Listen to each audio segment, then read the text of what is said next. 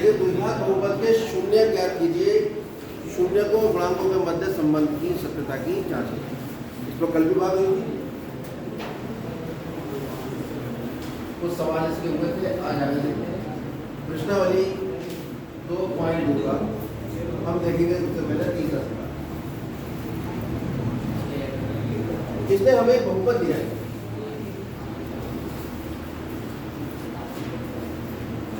इस बहुपद के सबसे पहले हमें शून्य ज्ञात करना है। तो सबसे पहले इस बहुपद के शून्य ज्ञात करने के लिए बहुपद को खुद ही शून्य के बराबर करना है। जिस बहुपद के भी शून्य यानी जीरो ज्ञात करने हैं उस बहुपद को किसके बराबर रख देंगे? शून्य के बराबर।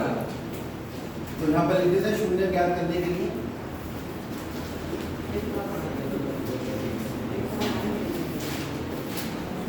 यानी इंग्लिश में अगर इसे कहें हम to find zeros of polynomial, बहुपद के जीरोस ज्ञात करने के लिए बहुपद को स्वयं ही जीरो के बराबर। बहुत हल्की हल्की आवाजें आ रही है इन दोनों की। अब इस बहुपद के शून्य ज्ञात करने के लिए करने पड़े गुणनखंड करने के लिए जरूरी है कि बहुपद घातों के घटते हुए क्रम में हो और यहाँ घातों का घटते हुए क्रम नहीं। घात 3 है, फिर 0 है, फिर घात 1, तो इसको पहले घातों के घटते हुए क्रम में हम लिखेंगे। 6x² - 7x - 3। अब इसमें मध्य पद को दो भागों में विभाजित किया जाएगा। ब्रैकेट लगाएंगे, x - 3 = 2। अचर पद 3 है, इसका निशान माइनस का है। 6 दिया 18 के ऐसे टुकड़े जो घट के 7 आ जाए, 9 दूनी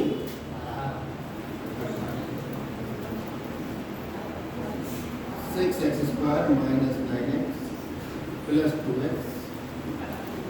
3। यहाँ से कॉमन आ जाएगा कितना? कितना आ गया? 2x + 1 कॉमन ले लो। तो यहाँ से अगर 2x - 3 कॉमन ले लीजिए कितना आएगा? जीरो प्रोडक्ट रूल क्या कहता है कि अगर दो संख्याओं की गुणा जीरो है तो दोनों में से कोई एक संख्या जीरो हो सकती है या दोनों ही जीरो हो सकती है। जब हमें कुछ भी नहीं पता तो हम ऐसा करेंगे 2x - 3 को जीरो ले लेंगे या 3x इसे कहते हैं जीरो प्रोडक्ट रूल। क्या कहते हैं? Zero product rule.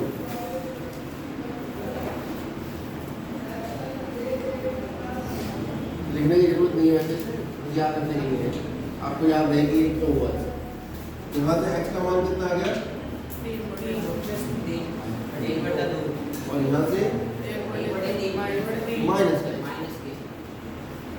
b क्या निकला है इसके? शून्य।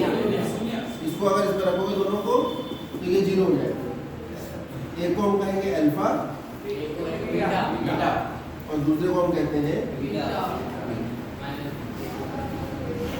ठीक है, ये शून्य। अब हमें शून्यांक और गुणांकों में संबंध स्थापित करना है, क्योंकि सवाल का अगला पार्ट यही है।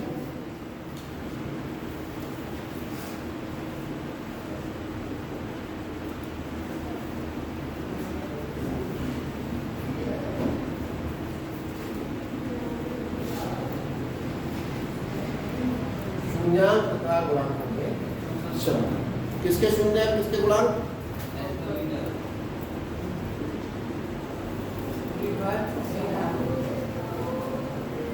बहुपद के शून्यांक तथा गुणांकों में संबंध। वो संबंध क्या था? संबंध एक संबंध था शून्यांकों का योग बराबर माइनस बटे में आता था घात 2 x की घात 2 का गुणांक और ऊपर आता था x। दूसरा संबंध था शून्यांकों का गुणनफल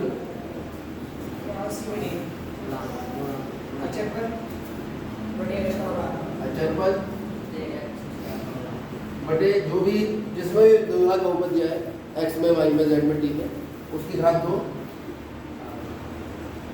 अगर ये दोनों बराबर आ रहे हैं तब तो हमारा संबंध सत्यापित हो जाएगा। वो बराबर नहीं आए, जब वो कह रहा सत्यापित करो तो बराबर आए। चलिए दोनों को अलग अलग निकाल लें, दोनों को, इसको अलग निकाल लें, इसको अलग निकाल लें, दोनों के मान देख लें, अगर बराबर आ गए तो सत्यापित हो गया और बराबर नहीं आया तो सत्यापित नहीं। इस शून्याङ्कों का योग को चलो निकाल लेते हैं, शून्याङ्कों का योग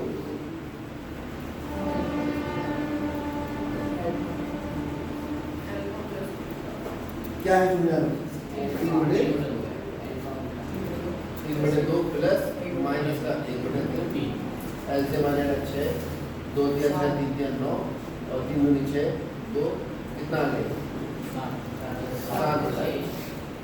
अब ये निकालो माइनस एक्स का गुणांक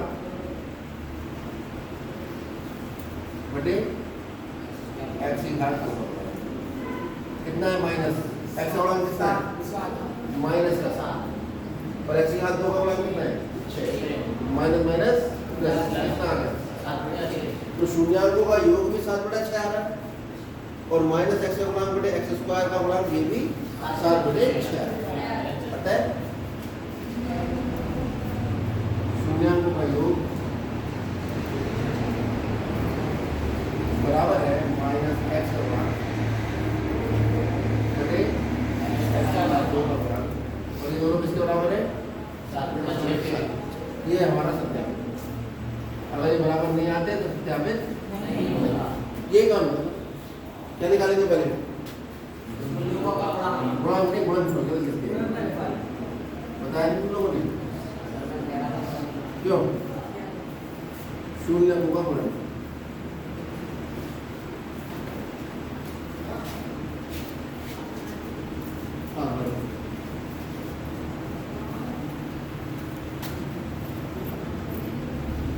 शून्य का गुणनफल होगा, पहला शून्य का 3/2 और दूसरा शून्य का -1/3, 3 कम 3 प्लस माइनस माइनस कितना आ रहा है? अब ये निकालेंगे क्योंकि संबंध तो ये वाले हैं ना दोनों, एक ये संबंध है और एक ये संबंध है। ये तो मैंने लिख दिए लेकिन आपको याद होना चाहिए, आगे से नहीं लिखेंगे, आगे से सीधे निकालेंगे। शून्याङ्कों को योग अलग निकालेंगे, ये अलग निकालेंगे, बराबर आ जाएंगे, बराबर लिख देंगे, हो गया क्या? अचर पद बटे एक्स की घात 2 का गुणांक कितना है? अचर पद एक्स की घात 2 गुणा 3 दूनी 6 कितना आ गया? इसका मतलब शून्याङ्कों का गुणनफल बराबर अचर पद बटे एक्स की घात 2 का गुणांक बराबर 1/2 है। ये क्या हो गया? क्या हो गया? सत्यापन है क्या हो गया? माइनस है, ये मैं जानबूझ के निकालूंगा।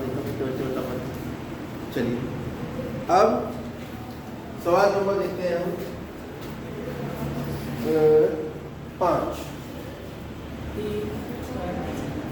पहले का 5 सवाल है t² - 15, ठीक है? बाकी आप खुद करेंगे, बिल्कुल सेम ऐसे ही है। इसमें हमें t² - 15 बहुपद दे रखा है, क्या ज्ञात करना है हमें? शून्य। शून्य को क्या कहते हैं इंग्लिश में? 0। तो इंग्लिश में लिख रहा हूँ मैं टू फाइंड 0, क्योंकि यहाँ लिख चुका हूँ मैं। क्या करेंगे? बहुपद को किसके बराबर रख देंगे? 0। t² बराबर 15 और दोनों को वर्गमूल लेने पर, या ये तो आसान तरीका है ना, वो तो तुम जानते ही हो, अंडरवुड आ जाएगा। हम एक दूसरा तरीका बताते हैं। फॉर्मूला तो पढ़ा होगा, a² - b² बराबर क्या होता है? क्या होता है? बराबर a - b गुणा 1। इसे लिख लो t² माइनस दुनिया की किसी भी संख्या पे वर्गमूल लगा के वर्ग लगा दो। ये आपका अधिकार है, पहले भी हमने बहुत बार किया है, क्योंकि इसके मान पर कोई फर्क नहीं पड़ेगा, वर्ग से वर्गमूल कट जाए। फिर लगाने का क्या फायदा है? क्योंकि a² - b² बन गया। अब क्या लिखेंगे इसे? a - b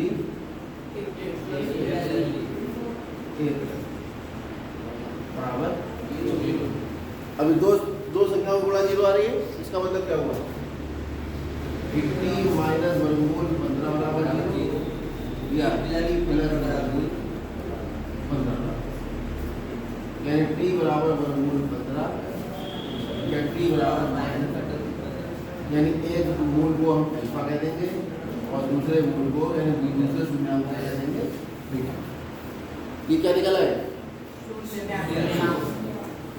चाहो तो एक लाइन में लिख लेना, बहुपद के शून्याङ्क वर्गमूल 15। कोई दिक्कत इसमें? तो कराए तो नहीं थे? शून्याङ्क पता लगा।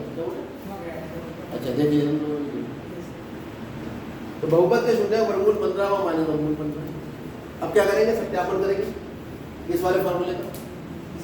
अब ये फार्मूला ध्यान से देखो, जब हमारे पास बहुपद x में है तब हम यह लिख रहे हैं x की घात 2 का गुणांक ऊपर x का गुणांक। लेकिन जब बहुपद हमारे पास t में होगा तो t की घात 2 का गुणांक t का गुणांक, u में होगा u की घात 2 का गुणांक u का गुणांक, s में होगा s की घात 2 का गुणांक। क्लियर हो गई बात? तो सबसे पहले हम शून्याङ्कों का योग निकाल लें।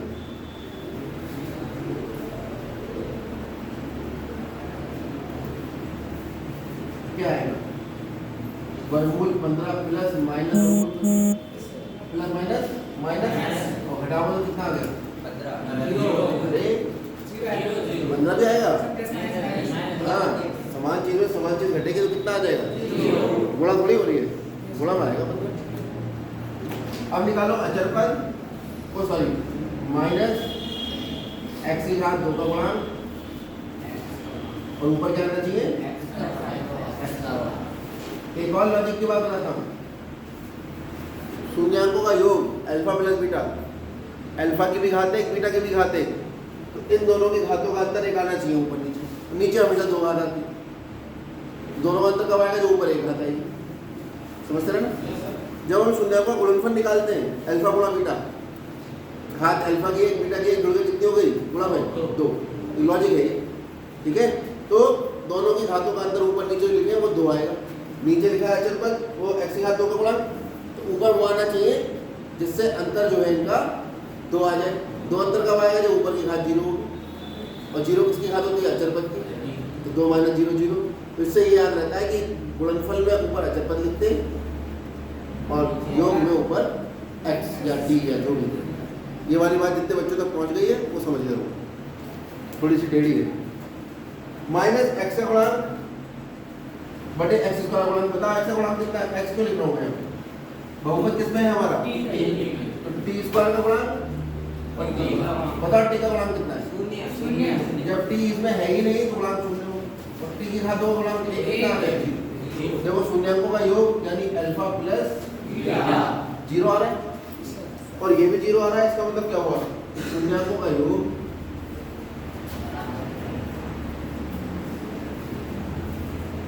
बराबर है किसके? माइनस t का गुणांक बटे t स्क्वायर का। तो पहली बात हमने यहाँ सत्यापित कर, किसी सूत्र का सत्यापन करना था, पहली बार सत्यापन। अब हमें दूसरा सूत्र सत्यापित करना। क्या है दूसरा सूत्र? अल्फा गुणा बीटा वाला।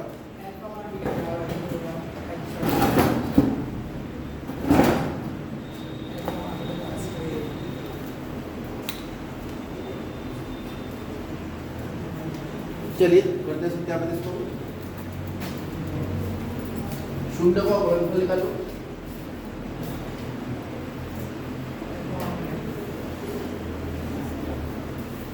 अब आएगी वो बात जो एक बच्चा बोल रहा था, एक शून्य वर्गमूल 15 था और दूसरा शून्य माइनस वर्गमूल 15। गुणा में पहले निशान गुणा प्लस माइनस माइनस, फिर वर्गमूल 15 की वर्गमूल 15 और शून्य वर्गमूल क्या कहते हैं? अल्फा। जनरली बच्चों को लिखने में अच्छा लगता है। तुम बड़ा मुस्कुरा रहे हो? हाँ हाँ, क्या नाम है आपका? कॉपी बुक बंद कॉपी में लिखूंगा, ध्यान दो। बिना बात के मुस्कुराओगे तो जब मुस्कुराने की बात होगी तो दुखी बैठे होगे, उनके जीवन में कामयाब नहीं हो पाओगे। ठीक है, कामयाब होने के लिए समय में मुस्कुराना और समय में पढ़ना बहुत जरूरी है। देखिए मुस्कुराने का मौका देंगे अभी। तो ये शून्य का गुणनफल निकला है। अब क्या निकालेंगे? अचर पद बटे अचर पद बटे टी स्क्वायर का गुणांक, कोएफिशिएंट ऑफ टी स्क्वायर। अचर पद यानी कांस्टेंट टर्म कितना है? माइनस। बहुत गलत। और टी की घात 2 गुणांक 1 कितना आ गया? ये भी -15 है और ये भी -15। इसका मतलब ये किसके बराबर है? गुणांक में। ठीक, अतः शून्यांक का गुणनफल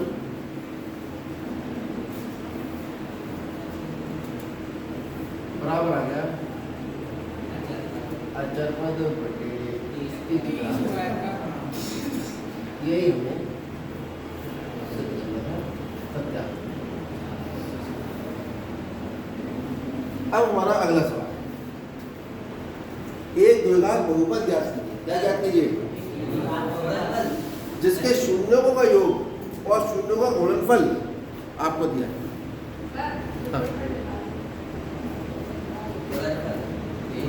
अच्छा ना रह गया, अच्छा पूछ के लिखा था, मैं देख रहा था कौन बताया, और इस बच्चे ने बताया जिसके तुम लोग पीछे पड़े रहते हो। ध्यान दो, अब शिकायत मत करना इसकी कभी। दूसरा, द्विघात बहुपद ज्ञात कीजिए। क्या ज्ञात कीजिए?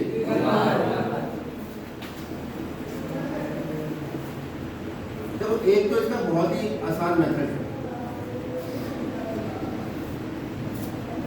द्विघात बहुपद कब ज्ञात करना है? पहले जब हमें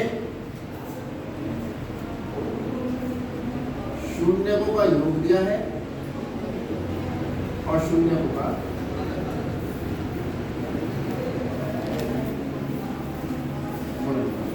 शून्यकों का योग कितना है? और शून्य का गुणनफल माइनस। सवाल पढ़िए, सवाल में उसके एक ऐसा द्विघात बहुपद ज्ञात कीजिए जिसके शून्यों का योग 1/4 है और शून्यों का गुणनफल माइनस। उसने थोड़ा घुमा के लिखा है कि शून्यों का योग तथा गुणनफल 1/4 व -1। समझ गए होंगे आपके। अब एक सूत्र याद रखिए, एक तो है बड़ा मेथड। बड़ा मेथड जो होगा वो हमेशा सही होगा, ठीक है, लेकिन 99% बच्चे इस वाले मेथड से ही करते हैं। तो पहले मैं ये वाले मेथड बता देता हूँ, ठीक है, और जो अपना सही वाला मेथड है वो हम इसके बाद बताएंगे। सही ये भी है लेकिन नंबर पूरे मिल जाए कोई भरोसा नहीं। द्विघात बहुपद जो होता है वो होता है x की घात 2 माइनस शून्याकों का योग, शून्याकों का योग गुणा x प्लस शून्याकों का गुणा। ये है आपका, ठीक है। तो x की घात 2 माइनस शून्य का योग कितना है? x प्लस शून्य गुणनफल कितना है?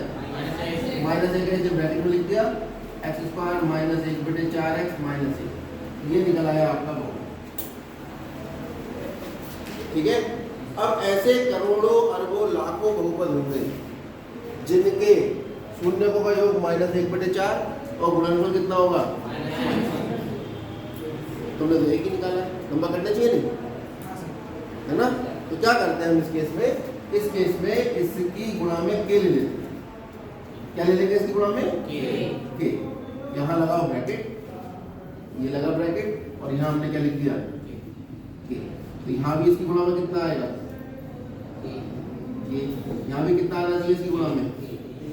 अब के का मान अपनी मर्जी से ले, और ऐसा मान ले लो जो अच्छा लगे। भाई ये तो सारे बहुपद निकाल दिए आपने, ठीक है। जहाँ के क्या है? जहाँ के एक ऐसी संख्या है, वास्तविक संख्या है, और साथ साथ के का मान 0 के बराबर नहीं है। कुछ बच्चे के ना लगाकर सीधे ही खत्म कर देते, जैसे मैंने अभी खत्म किया, ठीक है। वो आपका एक बहुपद। और यहाँ अगर आपने ये लिख दी जहाँ के एक वास्तविक संख्या है तो कितने बहुपद आ गए? अनंत। ये आंसर आपका और सटीक हो गया, ठीक है। कुछ बच्चे क्या करते हैं कि के लगाकर और बढ़िया आंसर निकालते हैं। कैसे कहते हैं? के बराबर अगर आप 4 ले लोगे तो बड़ा अच्छा सा आंसर आ जाएगा नहीं, क्योंकि 4 से 4 कट जाएगा, बेटे में अच्छा ही लग रहा है। के बराबर 4 लेने पर ले कुछ भी सकते हैं हम, 8 भी ले सकते हैं। तो px बराबर कितना आ जाएगा? 4 लोगों गुणा करो, 4x² माइनस x माइनस 4। ये भी एक आंसर, ये भी एक आंसर है। क्यों? के का मान 4 ले ले, 4x², 4 की 4 से गुणा करो, 4 कट गया, और 4 एकम 4। ठीक है। तो जो बच्चे थोड़ा सा गणित में कठिनाई महसूस करते हैं, उन्हें ये सब चीज़ें बड़ी भारी लगती हैं, वो तो पिछले वाले की तरह यहीं तक कर देना, थोड़ा और आगे बढ़ना है यहाँ तक कर देना, परफेक्टली करना है और आगे बढ़ना। क्योंकि हमें पता सारे हैं, हमने आपको एक बता दिया। अब आपको जो चाहिए वो के का मान रख के निकाल लो, जो आपको सोल्यूशन में आपको लग रहा है ये होना चाहिए, वो के का मान रख के आप निकाल लो, आ जाएगा। क्लियर हो गई बात? अब इसका एक तरीका और है, ये मैं अभी ये करिए फिर बता।